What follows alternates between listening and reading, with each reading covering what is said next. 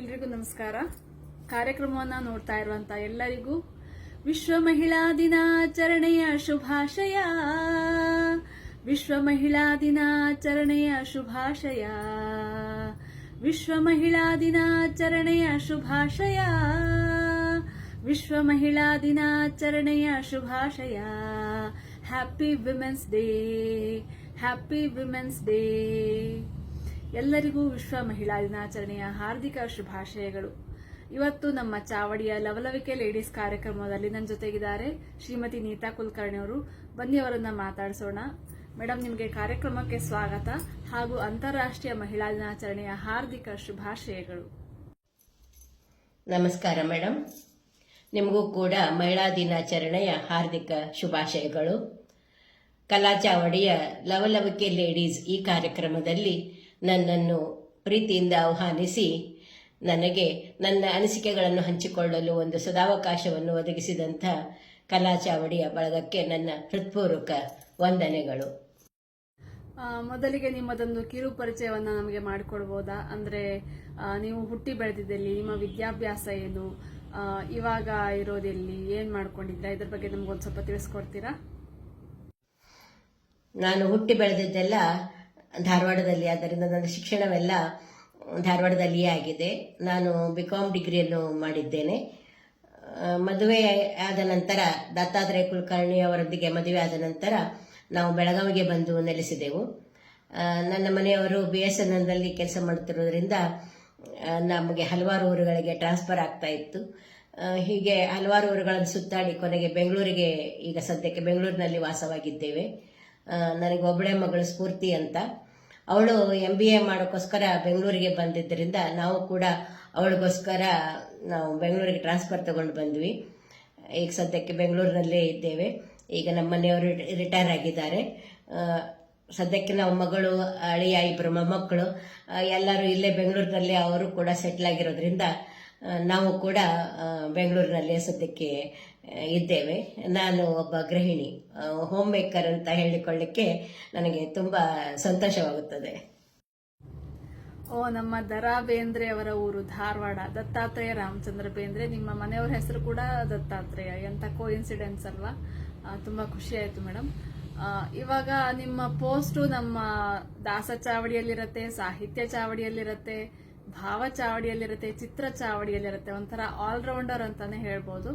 ನಿಮ್ಗೆ ಈ ಸಾಹಿತ್ಯದಲ್ಲಿ ಹಾಡೋದ್ರಲ್ಲಿ ಆಸಕ್ತಿ ಹೇಗ್ ಬಂತು, ಅದ್ರ ಬಗ್ಗೆ ನಮ್ಗೆ ಹೇಳ್ತೀರಾ? ಮನೆಯ ಮೊದಲ ಪಾಠಶಾಲೆ ಎಂಬಂತೆ ನಮ್ಮ ಮನೆಯಲ್ಲಿ ತಂದೆ ತಾಯಿಗಳ ಸದಾ ಪ್ರೋತ್ಸಾಹದಿಂದಾಗಿ ನಾನು ಕೂಡ ಕಲೆ ಮತ್ತು ಸಾಹಿತ್ಯದಲ್ಲಿ ಆಸಕ್ತಿಯನ್ನು ಹೊಂದಿದವಳಾಗಿದ್ದೆ. ನಮ್ಮ ತಾಯಿಯವರು ಸ್ವತಃ ಬರೆಯುತ್ತಿದ್ದರು ನಾಟಕಗಳನ್ನು, ಸುಮಾರು ನಾಟಕಗಳನ್ನು ಬರೆದು ಅವರು ಧಾರವಾಡ ಆಕಾಶವಾಣಿಯಲ್ಲಿ ಅದರಲ್ಲಿ ತಮ್ಮ ಗೆಳತಿಯರನ್ನು ಸೇರಿಸಿಕೊಂಡು ನಾಟಕಗಳನ್ನು ಆಡುತ್ತಿದ್ದರು. ಮತ್ತೆ ಅನೇಕ ನಾಟಕಗಳು ಅಲ್ಲಿ ಪ್ರಸಾರವಾಗಿವೆ. ಅವರು ಭಜನಾ ಮಂಡಳಿ ಮತ್ತು ಮಹಿಳಾ ಮಂಡಳಿಗಳ ಸಕ್ರಿಯ ಸದಸ್ಯೆಯಾಗಿ ಅಲ್ಲಿಯ ಹಾಡು ಮತ್ತೆ ನೃತ್ಯ ಮತ್ತು ಭಾಷಣ ಮತ್ತು ಕವನಗಳನ್ನು ರಚಿಸುವುದು, ನಾಟಕಗಳನ್ನು ರಚಿಸುವುದು, ಹೀಗೆ ಹಲವಾರು ಕಾರ್ಯಕ್ರಮಗಳಲ್ಲಿ ಅವರು ಯಾವಾಗಲೂ ಸಕ್ರಿಯರಾಗಿ ಇರುತ್ತಿದ್ದರು. ಇದರಿಂದ ನನಗೂ ಕೂಡ ಒಂದು ತರಹದ ಪ್ರೋತ್ಸಾಹವು ದೊರಕಿ ನನಗೂ ಕೂಡ ಅವರು ನೀನು ಬರೆಯಲು ಪ್ರಯತ್ನಿಸು ಎಂದು ನನಗೆ ಸದಾ ಪ್ರೋತ್ಸಾಹವನ್ನು ಕೊಡುತ್ತಾ ಬಂದಿದ್ದರು. ಮತ್ತೆ ನಮ್ಮ ತಂದೆಯವರು ನನಗೆ ಓದುವ ಹವ್ಯಾಸ ಉಂಟಾಗಲು ಅವರ ಪಾತ್ರ ಬಹಳ ದೊಡ್ಡದು. ಅವರು ನನಗೆ ಬಿಡುವಿದ್ದಾಗಲೆಲ್ಲ ತಮ್ಮ ಜೊತೆಗೆ ಲೈಬ್ರರಿಗೆ ಕರೆದುಕೊಂಡು ಹೋಗಿ ಒಳ್ಳೆಯ ಸಾಹಿತ್ಯ ಪುಸ್ತಕಗಳನ್ನು ಓದಲು ಮತ್ತು ಒಳ್ಳೊಳ್ಳೆ ಕಾದಂಬರಿಗಳನ್ನು ಓದಲು ಸದಾ ನನಗೆ ಪ್ರೋತ್ಸಾಹವನ್ನು ಕೊಡುತ್ತಿದ್ದರು.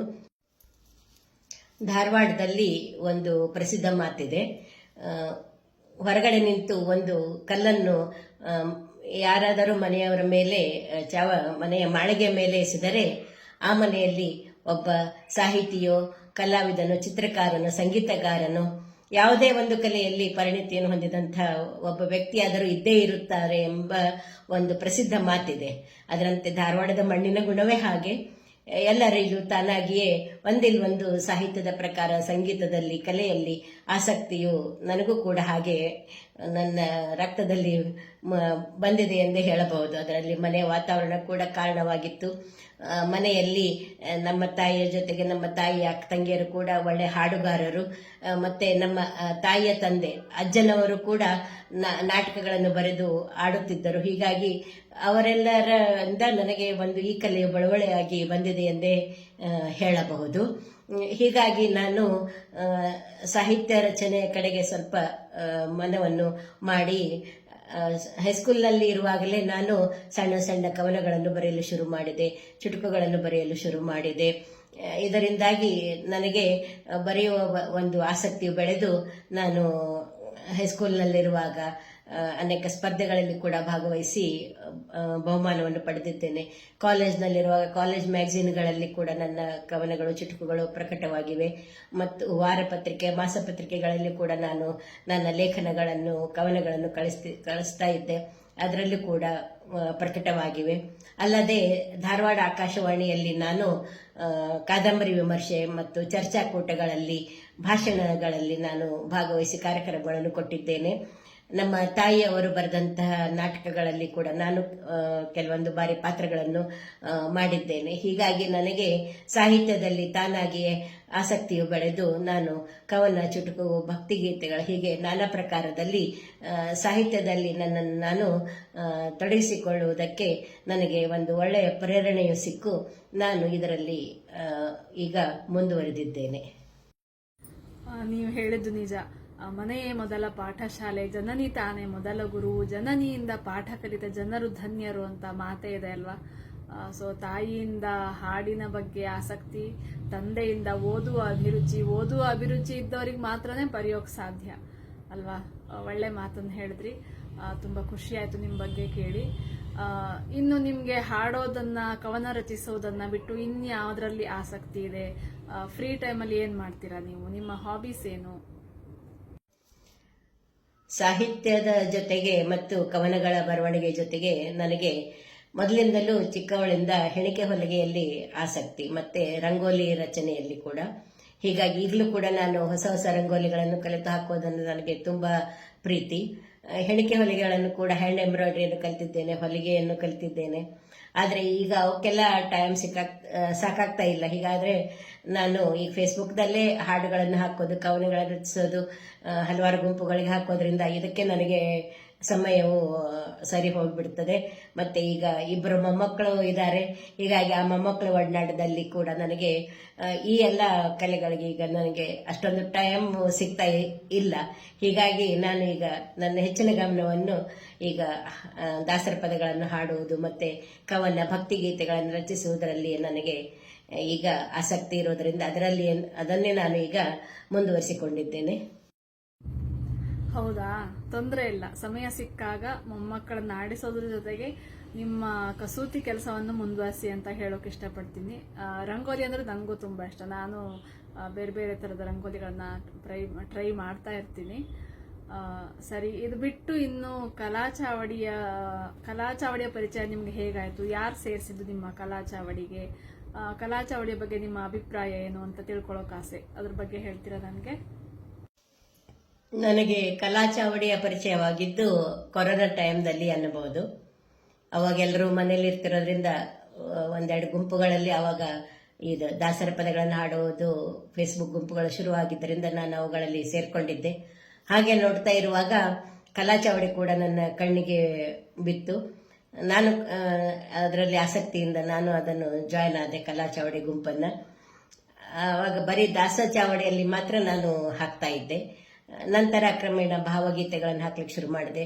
ಮತ್ತೆ ಇತ್ತೀಚೆಗೆ 1-2 ವರ್ಷದಿಂದ ಮಾತ್ರ ಈಗ ಚಿತ್ರಚಾವಡಿಗೂ ಕೂಡ ಹಾಕ್ತಾ ಇದ್ದೀನಿ. ಹೀಗಾಗಿ ನನಗೆ ಕಲಾಚಾವಡಿಯಲ್ಲಿ ಹಾಕುವುದು ತುಂಬ ಒಂದು ಪ್ರೀತಿಯ ವಿಷಯ. ಇಲ್ಲಿ ಪ್ರತಿಯೊಬ್ಬರು ಕೂಡ ಕೊಡುವ ಪ್ರೋತ್ಸಾಹ, ಅಡ್ಮಿನ್ ಚಂದ್ರಿಕಾ ಮೇಡಮ್ ಆಗಲಿ, ನೀವು ಎಲ್ಲ ನಿರ್ವಾಹಕರು ಕೂಡ ಹಾಕಿದ ಪೋಸ್ಟ್ಗಳಿಗೆ ಒಳ್ಳೆ ಕಮೆಂಟ್ಸ್ ಕೊಡೋದು, ಹುರಿದುಂಬಿಸೋದು, ಮತ್ತೆ ಪ್ರತಿಯೊಂದು ಕಾರ್ಯಕ್ರಮದ ಮೊದಲೇ ಚಂದ್ರಿಕಾ ಮೇಡಮ್ ಅವರು ಮೊದಲನೇ ನಮಗೆ ಈ ಥರ ಕಾರ್ಯಕ್ರಮಗಳಿದೆ, ಇಂಥ ಥೀಮ್ ಇದೆ, ಇದನ್ನು ಈ ಥರ ನೀವು ಹಾಕಬೇಕು ಅಂತ ಮೊದಲೇ ನಮಗೆ ಅದರ ಬಗ್ಗೆ ವಿವರಣೆಯನ್ನು ಕೊಡೋದ್ರಿಂದ ನಮಗೆ ತುಂಬ ಅನುಕೂಲ ಆಗುತ್ತೆ. ಈಗ ನಾವು ಮೊದಲೇ ಅವುಗಳನ್ನು ರೆಕಾರ್ಡ್ ಮಾಡಿ ಇಟ್ಕೊಳ್ಬಹುದು.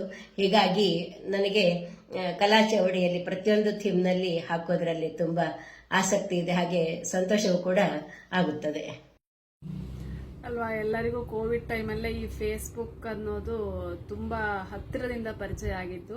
ನನಗೂ ಸಹ ಕೋವಿಡ್ ಟೈಮಲ್ಲೇ ನಾನು ಸಹ ಕಲಾ ಚಾವಡಿಗೆ ಜಾಯಿನ್ ಆಗಿದ್ದು. ನಿಮ್ಮಂತ ಒಳ್ಳೆಯ ಸದಸ್ಯರಿರೋದು ನಮಗೂ ಕೂಡ ಹೆಮ್ಮೆನೆ. ನಿಮಗೆ ಧನ್ಯವಾದಗಳು. ಈಗ ನಮಗೋಸ್ಕರ ಒಂದು ಹಾಡು ಹಾಡ್ಬೋದಾ ನೀವು? ಪುರಂದರದಾಸರ ಒಂದು ಕೀರ್ತನೆಯನ್ನು ಹೇಳುತ್ತೇನೆ. ಬಾರಮ್ಮ ಜನನಿ ಮಹಾಲಕ್ಷ್ಮೀ, ಮಾತೆ ಮರೆಯದೆ ಶ್ರೀ ವಿಷ್ಣು ಪತ್ನಿ.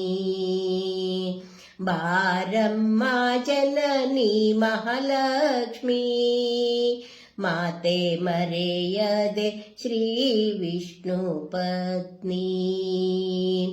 ಬಾರಮ್ಮ ಜನನಿ ಭಾಗ್ಯದ ಲಕ್ಷ್ಮೀ, ನೀನೀಗ ಮರೆತರೆ ಹ್ಯಾಂಗೆ ಹೇಳಮ್ಮ ತಾಯಿ.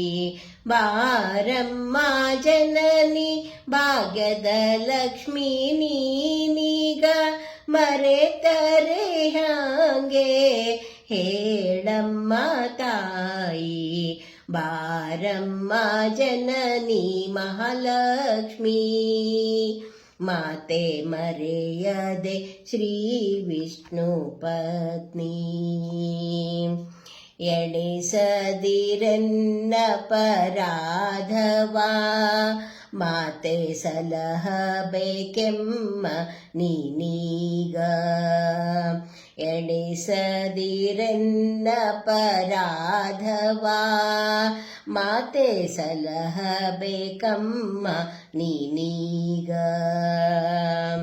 ಪರಮ ಸೌಖ್ಯವನಿತ್ತು ಪಾಲಿಸಬೇಕಮ್ಮ, ಪರಮ ಸೌಖ್ಯವನಿತ್ತು ಪಾಲಿಸಬೇಕಮ್ಮ. ಪುರಂದರ ವಿಠಲನ ಪಟ್ಟದ ರಾಣಿ, ಪುರಂದರ ವಿಠಲನ ಪಟ್ಟದ ರಾಣಿ. ಬಾರಮ್ಮ ಜನನಿ ಮಹಾಲಕ್ಷ್ಮೀ, ಮಾತೆ ಮರೆಯದೆ ಶ್ರೀ ವಿಷ್ಣು ಪತ್ನಿ. ಲಕ್ಷ್ಮೀದೇವಿಯ ಬಗ್ಗೆ ಒಂದು ಒಳ್ಳೆಯ ರಚನೆಯನ್ನ ಹಾಡಿದ್ರಿ. ನಿಮಗೆ ಧನ್ಯವಾದಗಳು. ಮುಂದಿನ ದಿನಗಳಲ್ಲಿ ಇನ್ನೂ ಹೆಚ್ಚಿನ ಪೋಸ್ಟ್ಗಳು ಬರಲಿ. ನಿಮ್ಮ ಮೊಮ್ಮಕ್ಕಳ ಪೋಸ್ಟ್ ಕೂಡ ನಮ್ಮ ಬಾಲಚಾವಡಿಗೆ ಬರಲಿ. ಇಷ್ಟೊತ್ತು ನಮ್ಮ ಜೊತೆ ಮಾತಾಡಿ ನಿಮ್ಮ ಅನಿಸಿಕೆ ಅಭಿಪ್ರಾಯಗಳನ್ನು ಹಂಚಿಕೊಂಡಿದ್ದಕ್ಕಾಗಿ ಮತ್ತೊಮ್ಮೆ ಧನ್ಯವಾದಗಳು ಹಾಗೂ ಮಹಿಳಾ ದಿನಾಚರಣೆಯ ಹಾರ್ದಿಕ ಶುಭಾಶಯಗಳು. ನಿಮಗೂ ಕೂಡ ಅನಂತ ಧನ್ಯವಾದಗಳು ಮೇಡಮ್. ಕಲಾ ಚಾವಡಿಯ ಲವಲವಿಕೆ ಲೇಡೀಸ್ ಕಾರ್ಯಕ್ರಮಕ್ಕೆ ನನ್ನನ್ನು ಆಹ್ವಾನಿಸಿ ನನ್ನೆರಡು ಅನಿಸಿಕೆಗಳನ್ನು ನಿಮ್ಮೆಲ್ಲರೊಂದಿಗೆ ಹಂಚಿಕೊಳ್ಳಲು ಒಂದು ಒಳ್ಳೆಯ ಅವಕಾಶವನ್ನು ಕೊಟ್ಟಿದ್ದಕ್ಕಾಗಿ ನನ್ನ ತುಂಬು ಹೃದಯದ ಧನ್ಯವಾದಗಳು. ಕಲಾ ಚಾವಡಿಯ ಸಂಸ್ಥಾಪಕಿ ಚಂದ್ರಿಕಾ ಬದ್ರಿನಾಥ್ ಮೇಡಮ್ ಅವರಿಗೆ ಹಾಗೂ ಎಲ್ಲ ನಿರ್ವಾಹಕಿಯರಿಗೂ ಕೂಡ ನನ್ನ ಅನಂತ ಧನ್ಯವಾದಗಳು. ಎಲ್ಲರಿಗೂ ಮತ್ತೊಮ್ಮೆ ಮಹಿಳಾ ದಿನಾಚರಣೆಯ ಹಾರ್ದಿಕ ಶುಭಾಶಯಗಳು.